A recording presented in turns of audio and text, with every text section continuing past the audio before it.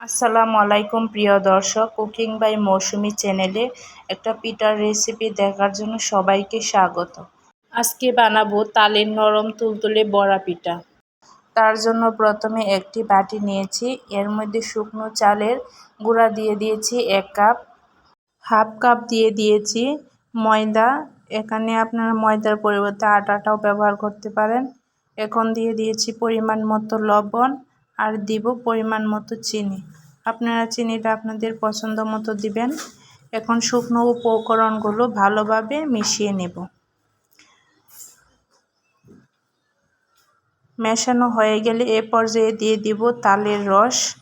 এখানে তালের রস দিয়ে আবারও উপকরণগুলো মিশিয়ে নেব। অল্প অল্প পানি দিয়ে ব্যাটারটা তৈরি করে নেব। একবারে বেশি পানি দিয়ে ব্যাটারটা তৈরি করলে ব্যাটারটা পারফেক্টভাবে হবে না। আপনারা চাইলে এখানে হ্যান্ড উইচের পরিবর্তে হাত দিয়ে ব্যাটারটা তৈরি করে নিতে পারেন। এ পর্যায়ে ব্যাটারটাকে 5-7 মিনিটের মতো ফেটে নেব। ব্যাটারটা যত সময় নিয়ে ভালোভাবে ফেটবেন ততই পিঠাটা সফট আর ফুলকো হবে। এখানে খাবার সোডা দেওয়ার কোনো প্রয়োজন নেই, ভালোভাবে ফেটিয়ে নিলেই পিঠাগুলো সফট হবে। দেখেন, আপনাদেরকে ব্যাটারের ঘনত্বটা দেখিয়ে দিচ্ছি, দেখে হয়তো বুঝতে পারছেন ব্যাটারের ঘনত্বটা কেমন হবে।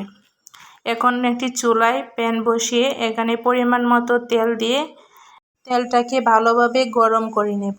আর এই পর্যায়ে চুলার আঁচটা রাখতে হবে মিডিয়াম আঁচে।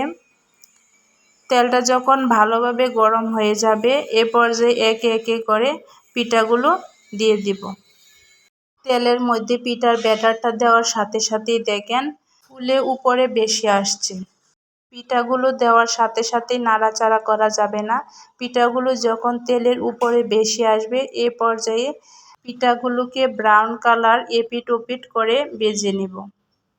তবে এ পর্যায়ে লক্ষ্য রাখতে হবে চুলার আঁচটা যেন মিডিয়াম আঁচে থাকে। চুলার আঁচটা বাড়িয়ে পিঠাগুলো ভাজতে যান তাহলে উপরে কালার চলে আসবে আর ভিতরে পিঠাগুলো পারফেক্টভাবে হবে না।